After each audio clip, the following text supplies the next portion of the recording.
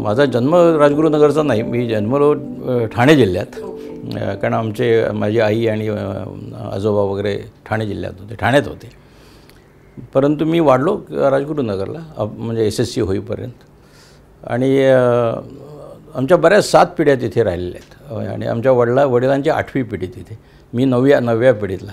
तर आमचे तिथे इनामदारी असल्यामुळे जवळच्या गावाची तिथे आमचा मोठा वाडा वगैरे. तर आणि तिथे वातावरण, जवळ भीमा नदी जी भीमाशंकरला उगम पावते आणि शेवटी पंढरपूरला जाऊन त्याची चंद्रभागा होऊन ती पुढे जाऊन कृष्णेला मिळते, अशी पवित्र भीमा नदीच्या गाठी आहे गाव वसलेलं आहे राजगुरुनगर. खेडेगावातल्या वातावरणामध्ये एक मजा असते त्यावेळेला. म्हणजे मी मॅट्रिकला असेपर्यंत आमच्याकडे वीज नव्हती, विजेचे दिवे नव्हते, आमच्याकडे नळाचं पाणी नव्हतं. तेव्हा आंघोळीसाठी नदीवर जायचं, कपडे वगैरे नदीवर धुवायचे आणि नदीवरून येताना पिण्याचं पाणी घेऊन यायचं. म्हणजे घरातल्या प्रत्येकाने every adult has to bring 1 or 2 असे 2-3 कळशा काय म्हणतात त्याला, त्या घेऊन प्यायचं पाणी आणायचं. रोज आमची शेती होती जवळ, शेतीत जायचं, कोण काय काम चाललं आहे पिकाचं हे बघायचं. आणि त्याखेरीज शाळेतलं शिक्षण आणि घरचे वडीलच शिक्षक असल्यामुळे घरी होमवर्क आणि शाळेतले होमवर्क, म्हणून he was keeping me very busy. आमचे वडील हे 1932 साली BA झाले, पण ब्रिटिश सरकारची नोकरी करायची नाही, हा त्या काळचा जो एक राष्ट्रीय किंवा स्वातंत्र्याच्या लढ्यातला एक भाग होता, म्हणून त्यांनी ब्रिटिश सरकारी नोकरी घ्यायची नाही असं ठरवलं. BA झाले ते 32 साली. मग काय चरितार्थाचा काय उपाय म्हणून हाही एक भाग होता. आणि शिवाय ठिकठिकाणी या ज्या शाळा शिक्षणाचा उपक्रम शाळा काढण्याचा झाला होता, त्या दृष्टीने त्यांच्यामुळे खेडमध्ये हायस्कूल नव्हतं, प्रायमरी स्कूलमध्ये शाळा संपत असत. तर खेडमध्ये हा एक हायस्कूल असावा म्हणून आमच्या वाड्यात त्या काळी जवळजवळ 25 खोल्या होत्या. आता आम्ही ह्या वाढवल्यात तर 30 खोल्या आहेत. म्हणजे मोठा वाडा आहे, मध्ये 2 चौक, पुढे चौक, मागे चौक, तर जागा होती. मग खेडच्या लोकांनी आधी त्यांनी क्लासेस सुरू केले की 1938 साली, ॲक्च्युली 1936 साली जी मुलं व्हर्नॅक्युलर फायनल व्हायची त्यांना पुढे इंग्लिशचं बेसिक ट्रेनिंग देऊन त्यांना पुढे पुण्याच्या कॉलेजला पाठवता येईल अशा दृष्टीने त्यांचे क्लासेस सुरू केले 6वीपासून. मग त्याचं स्वरूप इथे शाळा का असू नये म्हणून मग त्या शाळेची 1938 साली शाळा स्थापन झाली. त्याचं आणि ते 1938 पासून खेड तालुका एज्युकेशन सोसायटीचं हायस्कूल या नावाने ती 1947 सालापर्यंत होती. पण मग महात्मा गांधींचा वध झाल्यानंतर त्यांचं स्मारक म्हणून मग त्या शाळेचं नाव नंतर महात्मा गांधी विद्यालय असं झालं. आणि माझ्या वडिलांनी त्या शाळेची जवळ शिक्षक आणि मुख्याध्यापक आणि वेगवेगळ्या कपॅसिटीमध्ये जवळ 40-45 वर्ष त्या शाळेची सेवा केली आणि शाळेची वाढ झाली. आता आज त्या शाळेमध्ये 5,000 मुलं आहेत. वडील फार ॲक्टिव्ह होते या स्वातंत्र्याच्या चळवळीमध्ये. म्हणजे त्यांचा वेश काँग्रेसच्या प्रिन्सिपलप्रमाणे गांधी टोपी, खादीचे कपडे आणि खादीचा कोट हे. आणि आमचे विविध राजकारणातले लोक चर्चेसाठी यायचे. म्हणजे कम्युनिस्ट पार्टीचे DK बेडेकर म्हणून प्रसिद्ध होते. हो, ते नेहमी संध्याकाळी आमच्याकडे चर्चेला यायचे. नंतर शिरूभाऊ लिमये ते यायचे. त्यानंतर RK खाडिलकर, कित्येक वेळा RK खाडिलकर येऊन राहिलेले आहेत आमच्याकडे. त्यामुळे जेव्हा त्यांना सवड असायचे तेव्हा त्यांचं व्याख्यानही शाळेमध्ये ठेवत असत आमचे वडील आणि शिवाय घरी ते चर्चेला असत. तर हे सगळं चालतं. त्यानंतर गांधी चळवळीमध्ये मोठा आणि सगळ्या मिरवणुका वगैरे जे स्वातंत्र्याच्या असायच्या त्यात आम्ही भाग घेत असतो. की प्रभात फेरी जी असायची त्यामध्ये आम्ही लहान मुलं असले तरी सगळ्यांनी ती जाऊन झेंडे घेऊन हे करत. आणि त्याचबरोबर या सगळ्या शाळेमध्ये जयंत्या व्हायच्या. म्हणजे लोकमान्य टिळकांची जयंती मोठ्या प्रमाणावर होत असत. शिवाजी महाराजांची जयंती व्हायची. म्हणजे स्वामी समर्थांचं दासबोध वाचन आणि त्यांची जयंती हे होत असे. ज्ञानेश्वरांची पारायण आणि उत्सव होत असे.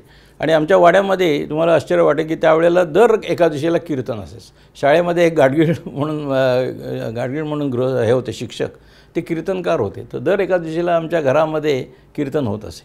त्यामुळे धार्मिक आणि आमच्याकडे असा नियम होता की जेवण झाल्यानंतर सगळ्यांनी अर्धा तास बसायचं ओटीवर, जी वाटेली ओटी, आणि तिथे काहीतरी एक ग्रंथाचा म्हणजे दासबोध किंवा ज्ञानेश्वरी वाचायची. म्हणजे एक समास हा रोज जेवण झाल्यानंतर सगळ्यांनी वाचा. असं जवळजवळ मी 10वीमध्ये म्हणजे लहानपणापासून 10वीपर्यंत आमच्या घरात हा उपक्रम असायचा. तर असं ते जीवन होतं. त्यामुळे म्हणजे आपण म्हणतो की भारताची संस्कृती किंवा महाराष्ट्राची संस्कृती जी या संत वाङ्मय किंवा संत याच्यापाशी गुंतलेली आहे, नंतर स्वातंत्र्याच्या लढ्याशी गुंतलेली आहे, ते सगळं या घरात होत असे म्हणजे. त्यामुळे आय थिंक दॅट यंग एजमध्ये दॅट वॉज एन इम्प्रेशन. आणि एक आपण काहीतरी देशासाठी आपण काहीतरी लागतो, देशाची काहीतरी आपल्या हातनं सेवा व्हावी ही बुद्धी पहिल्यापासूनच आहे. म्हणजे जिथे जिथे गेलो तिथे प्रामाणिकपणे काम केलं आणि या भावनेने काम केलं आणि कधीही रिटर्नची अपेक्षा केली नाही सबंध याच्यामध्ये.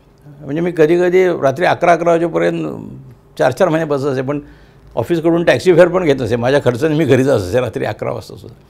तर अशा आय थिंक याचं कारण असे की जे लहानपणी ज्या वातावरणात आम्ही वाढलो त्यामुळे ही एक काय म्हणता येईल त्याला निस्वार्थ भावनेने काम करण्याची आय थिंक वृत्ती झाली असावी. मी सगळ्यात निस्वार्थ नाही आहे, स्वार्थीपणा आलेला आहे फ्रॉम टाईम टू टाईम, पण तशी वृत्ती थोडीफार झालेली आहे. शाळेमध्ये मला एक 5वी सोडली की त्यामध्ये मी 2-3 महिने फार आजारी होतो. त्यानंतर 6वीपासून 11वीपर्यंत मी शाळेमध्ये संपूर्ण सगळ्या ह्याच्यात पहिला आलो. म्हणजे दर ॲन्युअल इलेक्शनला माझा नंबर पहिला असेल. मार्क फार पडत नव्हते, पण खेडमधली जी काय मुलं होती ती 40-50 ती सगळी शेतकरी वर्गातून आली होती, सगळ्या होती. आणि आम्हाला घरी कोचिंग असल्यामुळे तो ॲडव्हान्टेज असला. म्हणजे विशेष काही इंटेलेक्च्युअल क्रेडिट घ्यायचं त्याचं हे नाही, पण तो एक सांगतो. पण आणि माझं मॅथमॅटिक्स आणि सायन्स दोन्ही चांगलं होतं आणि मला जायचं होतं खरं सायन्सला. पण आमचे वडील म्हणले बाबा हे आपल्याला परवडण्यासारखं नाही, मला काय तुला डॉक्टर करता येणार नाही, इंजिनियर करता येणार नाही किंवा त्याच्यासाठी पैसे नाहीत, तू आपला कॉमर्सला जा, BCom हो आणि नोकरीला लाग आणि मग पुढे काय करायचं you are on your own. अशा पद्धतीने ॲक्च्युली ही केम विथ ही टूक मी टू पुणे. मला पुण्याला पण मी स्ट्रेंजर होतो की बा आपण होऊन कॉलेजला जावं एवढंसुद्धा मला बोलणेच नव्हतं. वडील घेऊन गेले, फॉर्म भरला, तिथे मी आपल्या कॉमर्सला ॲडमिशन घेतली. पास झालो, निकाल लागला, म्हटलं आता नोकरी कशी शोधायची. म्हणून एम्प्लॉयमेंट एक्सचेंजमध्ये गेलो, तर रजिस्टर केलं. ते म्हटले उद्या या इंटरव्ह्यूला, उद्या रिटर्न टेस्टला या. म्हटलं कुठे, तर there is a controller of defence accounts असं एक मोठं ऑफिस आहे पुण्यामध्ये. तर मी गेलो तिथे इंटरव्ह्यूला आणि देर आर डिफरंट ऑफिसेस. एक सदर्न कमांडसाठी एक आहे आणि एक आहे CDA ऑफिसर्स. तर I gave written test. In the evening they told me you have passed, come for interview. Interview झाला आणि मग मला लगेच नोकरी मिळाली तिथे आणि लगेच मी लॉला जॉईन झालो. मी पुण्यातल्या जे पुन्हा लॉ कॉलेज मी पहिली टर्म तिथे गेली. ते 4 महिनेच झाले. पण त्यानंतर माझा एक मित्र मला भेटला, तो म्हटला अरे रिझर्व्ह बँकेची जाहिरात आली आहे, वाय डोंट यू. तो माझ्या मोठे प्रश्न पडला की पुणे सोडून मुंबईला जायचं का, मुंबईत जागेची पंचायत, कुठे जागा मिळेल कुठे. म्हणजे I was very reluctant to go to Mumbai. तो म्हटला ट्राय तर कर म्हणून. देन आय थॉट की आपण कुठली इन्स्टिट्यूशन जॉईन करतो यालाही फार महत्त्व आहे. ऑपॉर्च्युनिटीज कुठे जास्त आहेत है ना.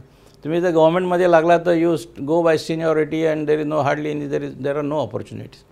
सो आय डिसाइडेड की with all that hardship going to मुंबईला जायचं. मग रिझर्व्ह बँकेत ॲप्लिकेशन केला आणि मग टेस्टला आलो. रिझर्व्ह बँक कुठेही पण मला माहीत नव्हती. तर आमचे एक मामा होते, ते मला तिथे घेऊन गेले. सकाळी टेस्ट झाली आणि मग आय पास दॅट टेस्ट. मग इंटरव्ह्यू झाला आणि डिसेंबर 57ला मी रिझर्व्ह बँकेत एंट्री लेवलला जॉईन झालो. फर्स्ट जस्ट एंट्री लेवलला. मी जेव्हा मुंबईला आलो तेव्हा मी LLB फर्स्टची सेकंड टर्म मुंबईला रजिस्टर केलं जॉईन आणि लगेच दुसऱ्या वर्षी MCOMला रजिस्टर केलं. So I was simultaneously doing both masters program in economics आणि त्याच्यामध्ये इंटरनॅशनल म्हणजे वेलफेअर इकॉनॉमिक्स आणि इंटरनॅशनल बँकिंग असे 2 मेन सब्जेक्ट्स होते MCOMला. So because I join Reserve Bank I focused on banking on in MCOM. आणि शिवाय law केला. लॉचं एज्युकेशन फार useful, it was useful throughout life. त्यामुळे मी मुंबईला येऊन सिद्धार्थ कॉलेज, कारण ते रिझर्व्ह बँकेपासून 5 मिनटाच्या वॉकिंग डिस्टन्समध्ये असल्यामुळे सिद्धार्थ कॉलेज जॉईन केलं आणि MCOMला तेच जॉईन केलं. आणि दोन्ही 59 साली लॉ पुरं केलं आणि 61 साली MCOM पुरं केलं. रिझर्व्ह बँकेमध्ये काय आहे की सिनियरिटीनी प्रमोशन हा एक भाग झाला, पण सिलेक्शननी फार ऑपॉर्च्युनिटीज आहेत. तर मी जॉईन झाल्यानंतर 1.5 वर्षातच I was eligible to write Reserve बँकेची ऑल इंडिया एक्झामिनेशन होती की रिसर्च असिस्टंटला वरच्या एका लेवलला हे करण्यासाठी. So I wrote that examination and I passed it and I was number 2 in all India list. So I was promoted. आणि actually they had a problem की टेम्पररी माणसाला प्रमोशन कसं द्यायचं ना. तुम्हाला आता कळेल का गव्हर्नमेंटच्या ह्याच्यामध्ये टेम्पररी तुम्ही असताना प्रमोशन कसं. त्यांनी ते created special category and say temporary and officiating असे दोन्ही करून ते प्रमोटेड मी. म्हणजे that was possible only in reserve bank. It would not have been possible in government. आणि ते करत असताना मी हे लॉ पण केलं, हे M.Com पण झालं, आणि शिवाय एक बँकिंगच्या परीक्षा CIB म्हणून तुम्ही ऐकलं असेल, एक Part-1 Part-2 अशा 2 परीक्षा. तुम्ही बँकेत होता, तुम्ही या 2 परीक्षा मी पहिला पार्ट एका पहिल्या वर्षात दिला. म्हणजे I passed in first attempt Part-1 and I passed second attempt in the second part in one attempt part. So and with distinction. कारण काय, so everything was fresh. I was doing law and I was doing M.Com. So I passed this exam, and then I was also recommended for probationary. There was a position probationary officers exam, interview. There was no written test. So I made all the deputy governors were interviewing candidates. So my department strongly recommended me. And I passed this first exam of Reserve Bank, I did a CIB, I did all this M.Com. For me it was not a big thing. I mean, we should not think it was too big. It was just, any job पण होता. But that job was helpful to do all this. I was in a division, economic research. त्यावेळेला it was dealing with World Bank, it was dealing with IMF, it was dealing with macroeconomic issues, it was dealing with different sectors. It was dealing with financial sector, banking, stock market. So when you are working in that environment, I was ready for every higher position, like probationary officer, and I was selected. मी जेव्हा कलकत्त्याला होतो आणि जेव्हा मी reserve बँकेचं काम करायचं सगळ्या इन्स्पेक्शन्स, त्यावेळेस सगळ्या बँका प्रायव्हेट होत्या. म्हणजे UCO Bank was own by Birla group, नंतर Allahabad Bank was also Chartered Bank subsidiary, Chartered and National Grindlays were foreign banks, Central Bank was but that was कलकत्त्याची लार्जेस्ट ब्रांच. म्हणजे सेंट्रल बँक मुंबईतली largest branch was in Calcutta, ते private सेक्टरमध्ये होती. So we had to look into how this private sector people, board, is managing bank, and we found a lot of irregularities in this, including in UCO Bank especially.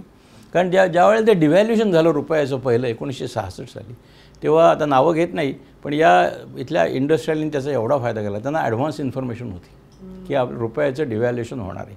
रुपयाची किंमत 4 रुपये होती, 13 रुपये, आणि ते झालं 6 जूनला, 6 जून 1966.